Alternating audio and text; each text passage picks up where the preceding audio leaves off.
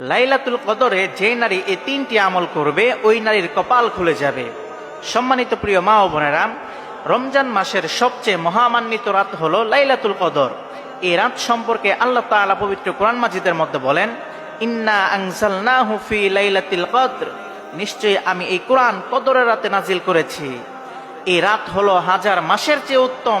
আল্লাহ তাআলা বলেন, লাইলাতুল কদরি খায়রুম মিন আলফি শাহর, এই রাত হলো হাজার মাসের চেয়ে উত্তম। এই এক রাতের ইবাদত ৮৩ বছরেরও বেশি ইবাদতের সমান। সুবহানাল্লাহ পড়েন। সুতরাং যেই নারী লাইলাতুল কদরে এই তিনটি আমল করবে ওই নারীর কপাল খুলে যাবে। ১ নাম্বার, বেশি বেশি নফল নামাজ আদায় করবেন আর ২-৪ রাকাত সালাতুল হাজত নামাজ আদায় করবেন। এরপর ২ হাত তুলে আল্লাহ তাআলার কাছে দোয়া করবেন। ইনশাআল্লাহ আল্লাহ তাআলা আপনার সকল দোয়া কবুল করে নেবেন, আপনার সকল প্রয়োজন পূরণ করে দিবেন।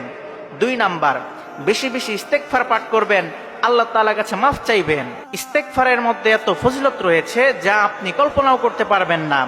আল্লাহ তাআলা পবিত্র কোরআন মাজিদের মধ্যে বলেন, ফাকুলতু আস্তাগফিরু রাব্বাকুম ইন্নাহু কানা গফফারা, তোমরা তোমাদের রবের কাছে ক্ষমা চাও, তিনি হলেন মহান ক্ষমাশীল। ক্ষমা চাইলে কি হবে? আল্লাহ তাআলা পরের আয়াতের মধ্যে বলে দিচ্ছেন, ইউরসিলিস সামাআ আলাইকুম মিদরারা, তিনি তোমাদের জন্য আসমান থেকে রহমতের বৃষ্টি বর্ষণ করবেন।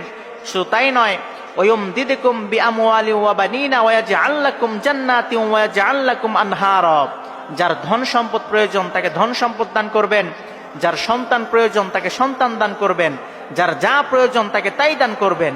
এজন্য ওই রাতে বেশি বেশি ইস্তেগফারের আমল করবেন। ৩ নাম্বার, বেশি বেশি দোয়া করবেন। হাদিসের মধ্যে এসেছে, আদ-দুআউ হুয়াল ইবাদাহ, দোয়া করাটাও ইবাদত। এরপর আল্লাহর হাবিব সাল্লাল্লাহু আলাইহি ওয়াসাল্লাম কোরআনের এই একটি আয়াত পাঠ করেন। সেই আয়াতটি হলো, ওয়াকালা রাব্বুকুম উদউনি আস্তাজিব লাকুম, তোমরা তোমাদের রবকে ডাকো, তিনি তোমাদের ডাকে সাড়া দিবেন।